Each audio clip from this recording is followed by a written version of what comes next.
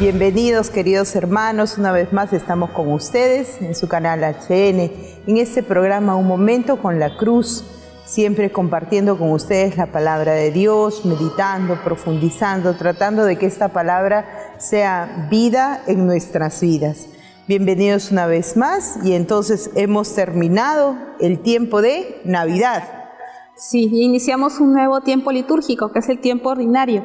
Estamos estrenando esta semana, la primera semana del tiempo ordinario, que por ser ordinario no quiere decir que sea de baja categoría, ¿no?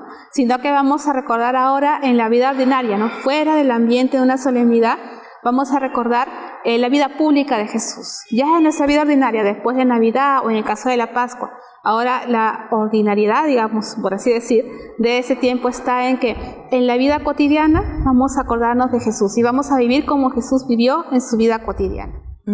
Y seguramente ya ustedes también estarán reprendiendo sus trabajos después de algunos pequeños días de descanso, tal vez.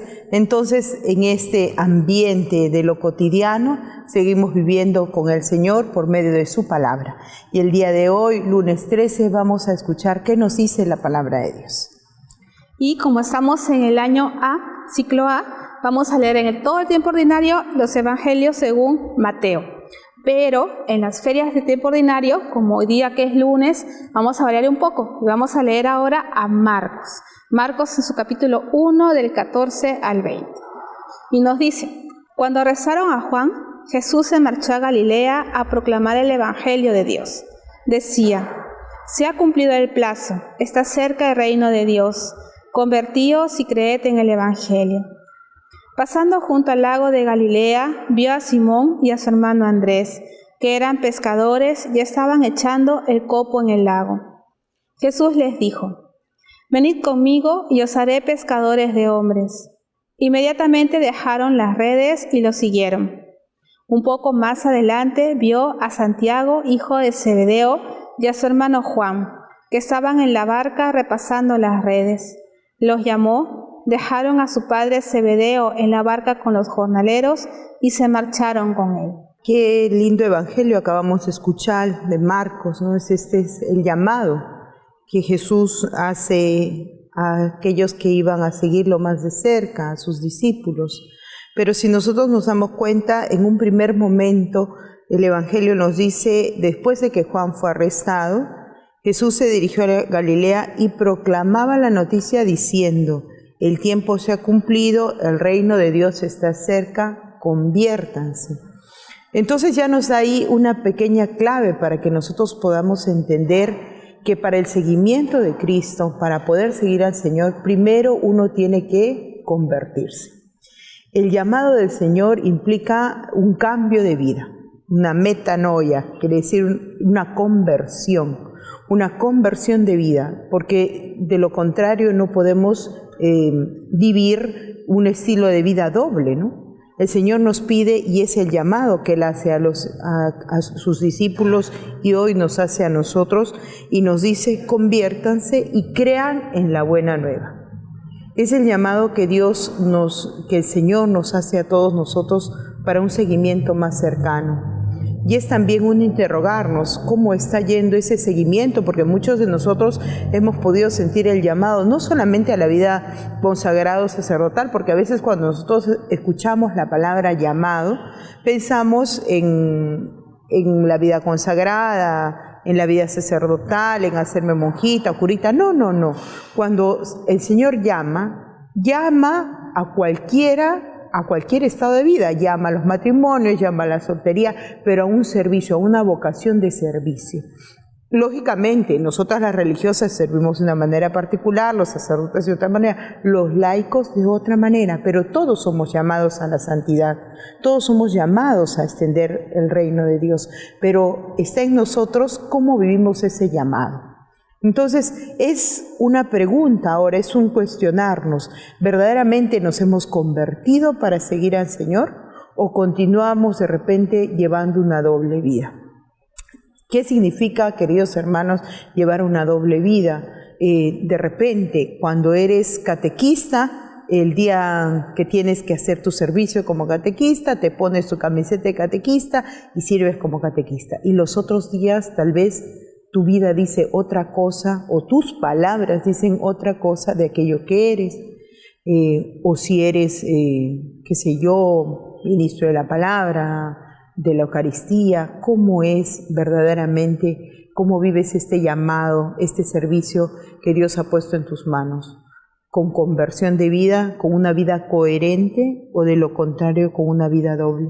Entonces, este primer llamado que el Evangelio de Marcos nos dice, conviértanse, es un llamado importante, es un requisito importante para el seguimiento, porque después el Señor nos va a decir verdaderamente, síganme, pero síganme dejándolo todo, porque si nosotros nos damos cuenta, más abajo dice, inmediatamente ellos dejaron sus redes y lo siguieron. Esto dejar las redes, de alguna manera, lo interpretamos como dejaron su vida pasada, dejaron aquello que normalmente eran, tal vez unos hombres que no vivían de acuerdo al Evangelio. Es ese dejar las redes. ¿Qué redes te pide ahora a ti dejar el Señor?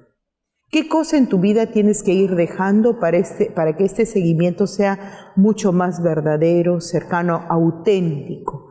Y después sigue hablando el Evangelio y dice, y ellos dejando en la barca a su padre Zebedeo, con los jornaleros lo siguieron. A veces el seguimiento del Señor también implica dejar aquello que nos cuesta, ¿no? Y tal vez aquello que nos cuesta es la familia, aquello más cercano que podamos tener nosotros. Aquí dice claramente, dejaron a su padre. A veces hay que renunciar tal vez a la familia para un seguimiento más cercano, pero no quiere decir olvidar, ¿ya? Por ejemplo, nosotras religiosas, cuando optamos por la vida religiosa, el seguimiento al Señor en esta vocación religiosa, dejamos la familia, pero consideramos también nosotros que somos los hijos que más cerca estamos de la familia, porque, por ejemplo, diariamente la primera oración, ¿por quién es? Por los padres. Y tal vez los hijos casados, una vez que están casados, se dedican muchas veces más a su familia, ¿no? Porque es lo normal, ¿no? Entonces nosotros, si bien es cierto, los dejamos, pero no los olvidamos. Al contrario, son las primeras personas que tenemos presentes. Y yo pienso que también sucedió eso con los hijos de Zebedeo, ¿no? Con Santiago, ¿no? Y su hermano, ¿no? De la misma manera, ellos dejaron a su padre, tal vez dejaron lo que más querían, pero no significaba olvidar. El Señor a veces nos pide renuncias mucho más grandes. ¿Qué renuncia te pide ahora el Señor para su seguimiento? ¿Qué redes tienes que dejar? ¿En qué tienes que empezar a convertirte un poco más? Que este sea nuestro propósito, nuestro pensamiento el día de hoy, nuestra evaluación, ya que estamos empezando este tiempo ordinario. ¿Cómo tengo que vivir ahora en estos días, en este nuevo año que Dios me regala?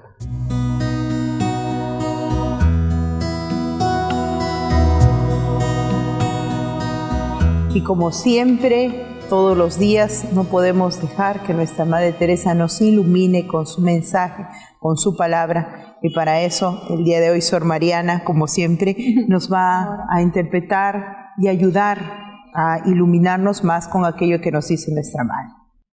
Bien, tomamos las clases de ascética, vamos al año 41 y nos dice lo siguiente.